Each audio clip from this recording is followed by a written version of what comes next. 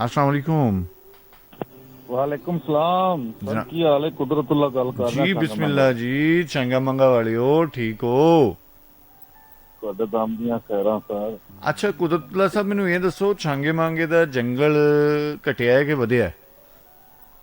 ਜੰਗਲ ਘਟਿਆ ਹੈ ਜੀ ਸਰ। ਕਿੰਨਾ ਕੁ ਘਟਿਆ ਹੈ? ਅਸਲ ਜਿਹੜਾ ਸਾਡਾ ਸਰਮਾਇਆ ਸੀ ਨਾ, ਉਹ ਖਤਮ ਹੋ ਗਿਆ ਹੈ ਜੀ। ਹਾਏ। ਬਾਕੀ ਤਾਂ ਹੁਣ ਫਜ਼ੂਲ ਚੀਜ਼ਾਂ ਨੇ ਉੱਥੇ। ਟਾਲੀਆਂ, ਪਿੱਪਲ, ਟਾਲੀਆਂ, ਤੂਤ, ਤੂਤ, ਬਕੈਨ, ਇਹ ਬਕੈਨ। ਚੀਜ਼ਾਂ ਖਤਮ ਹੋ ਗਈਆਂ। ਓਏ ਹੋਏ ਹੋਏ ਹੋਏ। ਕਿੱਕਰ। ਤੇ ਇਹ ਉਹੀ ਉਹ ਕੰਜਰ ਕਿੱਕਰ ਹੀ ਬਚਿਆ ਹੈ, ਇਹ ਜਿਹੜਾ ਪਹਾੜੀ ਕਿੱਕਰ ਹੁੰਦਾ ਹੈ। ਹਾਂਜੀ, ਪਹਾੜੀ ਕਿੱਕਰ ਵੀ ਨਹੀਂ, ਤਕਰੀਬਨ ਉਹ ਜਿਹੜਾ ਬੋ ਵਾਲਾ ਕਿੱਕਰ ਨਹੀਂ ਹੁੰਦਾ, ਜਿਹੜਾ ਛੋਟਾ ਛੋਟਾ ਹੀ ਹੁੰਦਾ ਉਹ ਹੈ, ਹੀ ਕਿ ਖਾਂਦੇ ਜੀ। ਉਹ ਭਾਈ ਉਹਨੂੰ ਹੀ ਹਾਂ। ਕਹੀਦਾ ਹੈ, ਛੋਟੇ ਛੋਟੇ ਨੂੰ ਹੀ। ਹਾਂਜੀ ਹਾਂਜੀ, ਉਸ ਉਹ ਬੜੀਆਂ ਹੀ ਬਸ ਤਿੱਖੀਆਂ ਉਹ- ਤਿੱਖੀਆਂ ਸੂਲਾਂ। ਹਾਂ ਹਾਂ ਹਾਂ, ਓਏ ਬਿਲਕੁਲ ਮੇਰਿਆ ਬਿਲਕੁਲ। ਰੱਬਾ, ਉਹ ਤੇ ਹਾਂਜੀ। ਉਜਾੜ ਦੇ ਵਿੱਚ ਹੁੰਦਾ ਹੈ ਕਿ ਉੱਤੇ ਜਿੱਥੇ ਉਜਾੜਾ ਪਿਆ ਹੋਵੇ ਉੱਥੇ ਹੁੰਦਾ ਹੈ? ਹਾਂਜੀ ਸਰ, ਬਿਲਕੁਲ ਸਹੀ ਸਮਝੇ ਤੁਸੀਂ। ਉਹ ਤੇ- ਉਹ ਇਹ ਤੇ ਜਾਂ ਕੋਈ ਸਫੈਦਾ ਹੈ। ਬਸ। ਉਹ ਤੇ ਮਤਲਬ ਉਜਾੜ ਦੀ ਨਿਸ਼ਾਨੀ ਹੈ ਨਾ, ਅਸਲ ਵਿੱਚ ਸਫੈਦਾ ਸਾਡੀ ਧਰਤੀ ਦਾ ਨਹੀਂ ਹੈ। ਹਾਂਜੀ ਇਹ ਮਤਲਬ ਨੁਕਸਾਨ ਦਿੰਦਾ ਹੈ। ਇੱਕ ਤੇ ਪੋਲਨ ਦੀ ਜਿਹੜੀ ਇਹ ਹੈ ਨਾ ਰੇਸ਼ੋ, ਹਵਾ ਦੇ ਵਿੱਚ ਨਮੀ ਵੈਸੇ ਹੀ ਬਹੁਤ ਜ਼ਿਆਦਾ ਹੁੰਦੀ ਹੈ। ਇਹ ਜੀ ਜਿੱਥੇ ਸਰ। ਜ਼ਿਆਦਾ ਹੋਏਗਾ ਉੱਥੇ ਸਾਹ ਦੇ ਮਸਾਇਲ ਪੈਦਾ ਹੋਣਗੇ, ਸਾਹ ਦੀਆਂ ਬਿਮਾਰੀਆਂ ਹਾਂ, ਪੈਦਾ ਹੁੰਦੀਆਂ ਨੇ। ਬਿਲਕੁਲ ਸਹੀ ਗੱਲ ਸਰ। ਇਹ ਫਾਰਮਾਲਿਟੀ ਪੂਰੀ ਕੀਤੀ ਹੈ ਜੀ ਜੰਗਲ ਦੇ ਵਿੱਚ ਇਹਨਾਂ ਨੇ ਬਸ। ਓਏ ਹੋਏ, ਮੈਨੂੰ ਤਾਂ ਦਰਖਤ ਦੁੱਖ ਵਹਾਇਆ। ਲੱਗ ਗਿਆ। ਹਾਂਜੀ, ਹੋਰ ਤੁਸੀਂ ਸੁਣਾਓ, ਠੀਕ ਹੋ? ਅੱਲਾ ਦਾ ਸ਼ੁਕਰ ਸਰ। ਪ੍ਰੋਗਰਾਮ ਮਾਸ਼ਾਅੱਲਾ ਸੁਣ ਰਿਹਾ ਮੈਂ, ਮੁੱਢ ਤੋਂ ਲੱਗ ਤੇ ਐਂਡ ਤੱਕ ਪਾਂਦ ਹੋਣਾ ਲਈ ਹੁਣ। ਹਾਂ। ਮਾਸ਼ਾਅੱਲਾ ਬੜਾ ਪਿਆਰਾ ਪ੍ਰੋਗਰਾਮ, ਬੜਾ ਅੱਛੀਆਂ ਤੁਸੀਂ ਗੱਲਾਂ ਦੱਸੀਆਂ ਨੇ ਤੇ ਸਾਨੂੰ ਸਿੱਖਣਾ ਚਾਹੀਦਾ, ਇਹਨਾਂ ਤੋਂ ਕੋਈ ਸਬਕ ਲੈਣਾ ਚਾਹੀਦਾ ਸਰ। ਬਿਲਕੁਲ ਸਹੀ ਹੈ। ਤੇ ਇੱਕ ਤੁਸੀਂ ਗੱਲ ਕੀਤੀ ਨਾ ਫੋਨ ਦੇ ਮੁਤਲਕ ਜੀ, ਉਹ ਹਾਂਜੀ। ਫੋਨ ਸੁਣਦੇ ਸਨ, ਇੱਕ ਮੁਕੱਦਮੇ ਦੀ ਗੱਲ ਆ ਕੀਤੀ। ਆ ਆ ਆ ਆ ਤੇ ਵੇਖ ਲਓ, ਕਈਆਂ ਦੀ ਮਜਬੂਰੀ ਹੁੰਦੀ ਜੇ ਇੱਥੋਂ ਤੀਕਰ ਬੰਦਿਆਂ ਨੂੰ ਨਹੀਂ ਪਹੁੰਚਣਾ ਚਾਹੀਦਾ। ਹਾਂ ਕਿ ਵੇਖੋ ਨਾ, ਹੁਣ ਕੋਈ ਕਾਲਾਂ FM 95 ਤੇ ਕਰਦੀਆਂ ਨੇ ਬੀਬੀਆਂ, ਉਹਨਾਂ ਦੀ ਵੀ ਮਜਬੂਰੀ ਹੁੰਦੀ। ਹੁਣ ਬੰਦਾ ਆਖੇ ਰੋਟੀ ਪਕਾ। ਨਹੀਂ ਐਫਐਮ 95 ਇੱਕ ਓਪਨ ਫੋਰਮ ਹੈਗਾ ਨਾ, ਉੱਥੇ ਕਿਸੇ ਇੱਕ ਹਾਂ, ਨਾਲ, ਮੈਂ ਵੈਸੇ- ਹਾਂ ਉੱਥੇ ਮੈਂ ਕਿਸੇ ਇੱਕ ਨਾਲ ਵੈਸੇ- ਗੱਲ ਨਹੀਂ ਹੋ ਰਹੀ ਹੁੰਦੀ। ਥੋੜੀ ਜਿਹੀ ਹਾਸੇ ਖੇਡੀ ਦੀ ਹਾਂ ਬਿਲਕੁਲ ਸਹੀ ਹੈ। ਤੇ ਉਹ ਸਾਰਿਆਂ ਨਾਲ ਹੀ ਗੱਲ ਹੁੰਦੀ ਹੈ। ਅੱਛਾ ਕੁਦਰਤੁल्लाह ਸਾਹਿਬ, ਇਸ ਤਰ੍ਹਾਂ ਇੱਕ ਅਸੀਂ ਕਰ ਸਕਦੇ ਹਾਂ ਕਿ ਸਾਰੇ ਸੱਜਣ ਸੁਣ ਰਹੇ ਨੇ, ਸਾਰੇ ਜੀ, ਪਿਆਰੇ ਜੀ, ਸੁਣ ਜੀ। ਰਹੇ ਨੇ, ਸਾਰੇ ਜੀ ਸਰ। ਬੇਲੀ ਸੁਣ ਰਹੇ ਨੇ, ਸਾਰੀਆਂ ਸਹੇਲੀਆਂ ਸੁਣ ਰਹੀਆਂ ਨੇ। ਹਾਂਜੀ ਅਸੀਂ ਜਿੰਨੇ ਕੁ ਰੁੱਖ ਲਾ ਸਕਦੇ ਹਾਂ ਨਾ, ਆਪਣੀ ਪਹੁੰਚ ਜਿੰਨੀ ਵੀ ਸਾਡੀ, ਕੋਈ ਇੱਕ ਰੁੱਖ, 2 4 10 ਜਿੰਨੇ ਵੀ ਲਾ ਸਕਦੇ ਹਾਂ, ਅਸੀਂ ਰੁੱਖ ਜ਼ਰੂਰ ਲਾਈਏ।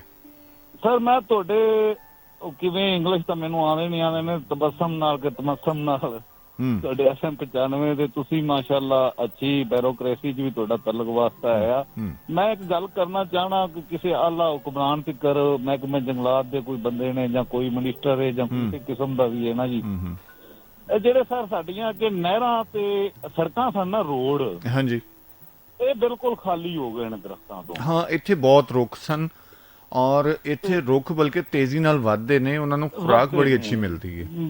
ਬਿਲਕੁਲ ਸਰ, ਮੈਂ ਇਹੀ ਗੱਲ ਕਰਨਾ ਚਾਹਣਾ, ਜੇ ਕੋਈ ਅਗਰ ਤੁਸੀਂ ਕਿਸੇ ਫਿਕਰ ਪਹੁੰਚਾਓ ਜਾਂ ਕੋਈ ਸੁਣਦਾ ਪਿਆ ਹੋਵੇ। ਅੱਛਾ, ਇਹ ਪਾਲਿਸੀ ਦੇ ਵਿੱਚ ਨਹਿਰਾਂ ਦੇ ਨਾ, ਮੈਂ ਦੱਸਣਾ ਹੈ ਕੁਦਰਤੁल्लाह ਸਾਹਿਬ, ਇਹ ਪਾਲਿਸੀ ਵਿੱਚ ਸ਼ਾਮਲ ਹੈ ਕਿ ਰੁੱਖ ਜ਼ਿਆਦਾ ਲਾਣੇ ਨੇ, ਬਲਕਿ ਜਿਹੜੇ ਨਹਿਰਾਂ ਦੀਆਂ ਪਟੜੀਆਂ ਨੇ ਜਾਂ ਉਹਨਾਂ ਦੇ ਕੰਢਿਆਂ ਤੇ ਜ਼ਿਆਦਾ ਲਾਣੇ ਨੇ। ਔਰ ਕੰਢਿਆਂ ਤੇ ਅਸੀਂ ਨਿੱਕਾ ਮੋਟਾ ਜੰਗਲ ਵੀ ਜਿਹੜਾ ਨਾ, ਹੁਣ ਤੇ ਬਲਕਿ ਉਹ ਮੈਂ ਕੱਲ ਇੱਕ ਡਾਕੂਮੈਂਟਰੀ ਵੇਖ ਰਿਹਾ ਸਾਂ, ਉਹ ਕਹਿ ਰਹੇ ਕਿ ਹੁਣ ਤੇ ਤੁਹਾਡੇ ਇੱਕ ਕਿੱਲੇ ਵਿੱਚ, ਇੱਕ ਕਨਾਲ ਦੇ ਵਿੱਚ ਜੰਗਲ ਲੱਗ ਸਕਦਾ। ਬਿਲਕੁਲ ਲੱਗ ਸਕਦਾ। ਉਹ ਉਹਨਾਂ ਨੇ ਬਕਾਇਦਾ ਲਾ ਕੇ ਵਿਖਾਇਆ ਕਿ ਸਾਡੀ ਹਵਾ ਨੂੰ ਔਰ ਜ਼ਮੀਨ ਨੂੰ ਕਿੰਨਾ ਫਾਇਦਾ ਹੁੰਦਾ ਹੈ, ਔਰ ਪਾਣੀ ਦੀ ਸਤ੍ਹਾ ਜਿਹੜੀ ਹੈ ਉਹ ਬਹੁਤ ਥੱਲੇ ਨਹੀਂ ਜਾਂਦੀ। ਜਿੱਥੇ ਜ਼ਿਆਦਾ ਰੁੱਖ ਹੋਣਗੇ ਉੱਤੇ ਆਏਗੀ ਪਾਣੀ ਦੀ ਸਤ੍ਹਾ ਉੱਤੇ, ਔਰ ਸਾਫ਼ ਸੁਥਰਾ ਪਾਣੀ ਵੀ ਸਾਫ਼ ਹੋਏਗਾ, ਮਿੱਠਾ ਹੋਏਗਾ ਪਾਣੀ। ਬਿਲਕੁਲ ਜੀ, ਗਰਮੀ ਦੀ ਸ਼ਿੱਦਤ ਵਿੱਚ ਵੀ ਬੜੀ ਕਮੀ ਆਏਗੀ।